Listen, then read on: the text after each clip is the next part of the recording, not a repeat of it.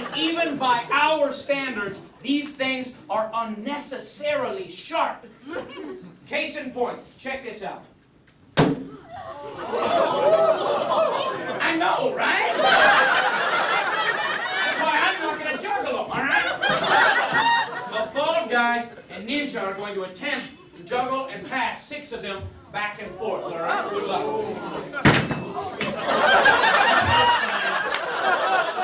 no. Oh, if only these bill hook machetes had some kind of part that was specifically designed to be held and grasped by your hand. If only that specific part were somehow color-coded to make it easier to spot as a place to put your hand in order to handle it. If only they had something that was kind of like a handle. Come on, man. Juggling is just holding for people who can't delegate.